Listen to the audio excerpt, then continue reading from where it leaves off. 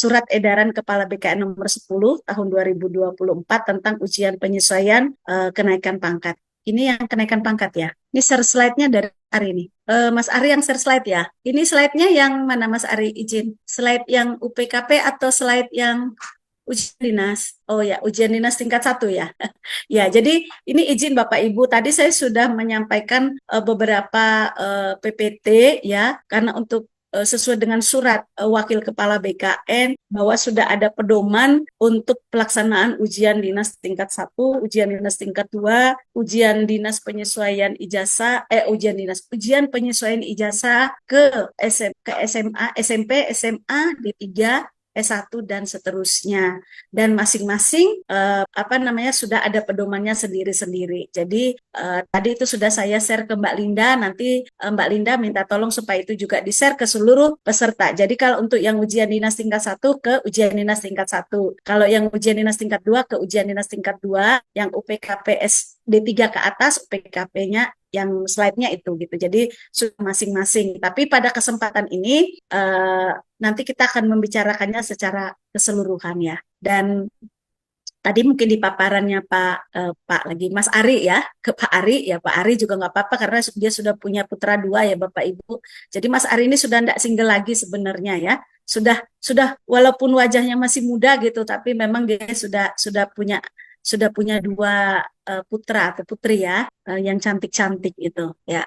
Jadi ujian dinas tingkat 1 tadi sudah disampaikan, soalnya itu ada 100 ya Bapak dan Ibu semuanya, yang terdiri dari 3 jenis tes ya. Jadi untuk ujian dinas tingkat 1 itu ada 3 jenis tes: tes wawasan kebangsaan, tes pengetahuan, tes substansi. Nah, tes wawasan kebangsaan tadi juga mungkin sudah disampaikan sekilas. Jadi terdiri dari 4 materi ya. Ada Pancasila 10 soal, Undang-Undang 45 10 soal, Sejarah Indonesia 10 soal, dan Bahasa Indonesia 10 soal. Jadi bahasa Indonesia ini masuk di rumpun jenis tes untuk tes wawasan kebangsaan. Nah, Bapak Ibu, kalau misalnya Bapak Ibu seluruh peserta ini seluruh peserta ini bisa menyelesaikan dengan baik seluruh soal ini 40 soal, kan sebenarnya nilai yang diperoleh itu adalah 200 karena satu soal itu poinnya 5. Berarti kalau bisa mengerjakan 40 soal berarti kan nilainya 200. Namun sesuai dengan ST10, Bapak Ibu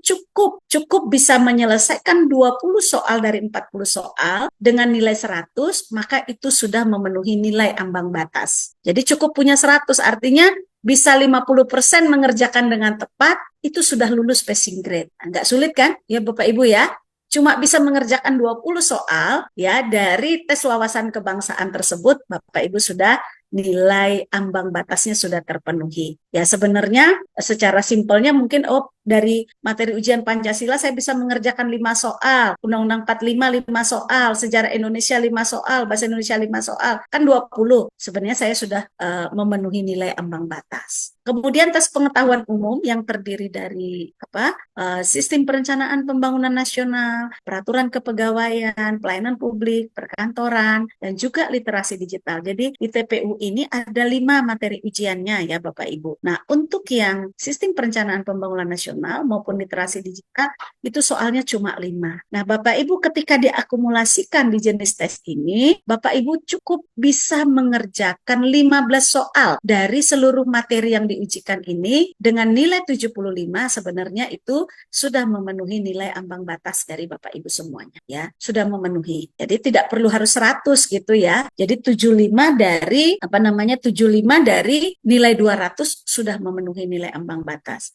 Kemudian untuk tes substansi ya. Tes substansi itu ada materi materi ujiannya Renstra dan pembangunan daerah, sistem perencanaan pembangunan daerah serta SOTK-nya daerah, instansi daerah. Ya, ini memang kenapa ada tes ini? Ada tes substansi instansi karena kan Bapak Ibu adalah ASN, bagian dari pemerintahan daerah. Jadi dianggap itu wajib untuk mengetahui atau memahami terkait dengan SOTK maupun Renstra atau Sistem Perencanaan Pembangunan di Daerah. Itu soalnya tidak banyak, masing-masing 10 ya. Namun Bapak Ibu kalau 10 masing-masing 10 kan berarti ada 20 soal. Nah, kalau nilai penuhnya kan Bapak Ibu itu seharusnya 100 ya nilainya. Kalau nilainya penuh, 20-nya dikerjakan bisa dijawab semuanya. Itu sebenarnya Bapak Ibu dapat poinnya 100. Tapi Bapak Ibu apabila sudah memiliki poin 35, itu sudah memenuhi nilai ambang batas. Artinya, Bapak Ibu mengerjakan tes substansi ini dengan benar sebanyak 7 soal, itu sudah memenuhi nilai ambang batas. Nah, jadi sekali lagi, untuk nilai kelulusan di ujian dinas tingkat 1, bahkan